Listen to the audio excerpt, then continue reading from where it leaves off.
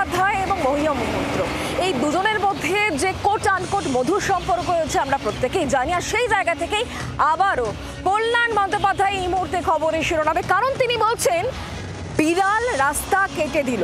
মহুয়ার উদ্দেশ্যে এই বক্তব্য কল্যাণের। দিল্লিতে তৃণমূলের অফিস থেকে যে ভার্চুয়াল বৈঠকে যোগ দিতে গিয়ে কল্যাণ বন্দ্যোপাধ্যায় শ্রীরামপুরের সাংসদ তিনি এই মন্তব্যই করছেন। কল্যাণের সামনে এসে পড়েন মহুয়া মৈত্র আর তারপরে তিনি বলছেন, ইস এমন একজনের মুখ দেখলাম দিনটা খারাপ যাবে, রাস্তা কেটে দিল বিড়াল। মহুয়াকে দেখে এমনই মন্তব্য কল্যাণের। যখন মহুয়া মৈত্র সামনে এসে পড়েন আর তখনই কল্যাণ বন্দ্যোপাধ্যায় এই বক্তব্য, সেই ছবি এই মুহূর্তে আপনাদের সামনে।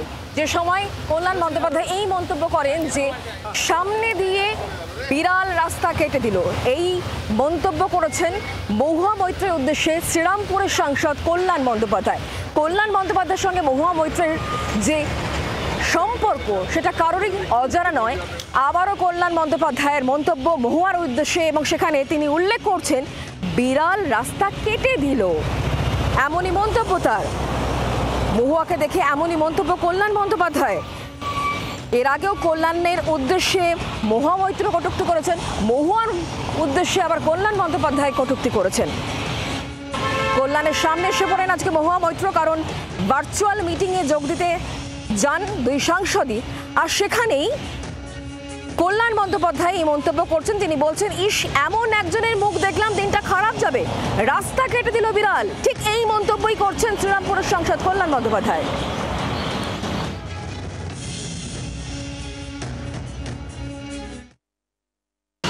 মহুয়া মৈত্র ব্যাপারে বলছেন তো,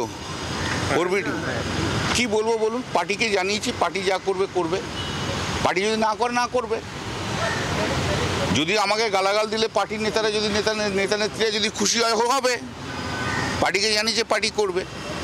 কিন্তু আমি তো একটা হাম্বল মিডল ক্লাস থেকে উঠে এসেছি, আমি আমার কালচার এবং ডিগনিটি আমি নষ্ট করতে পারবো না।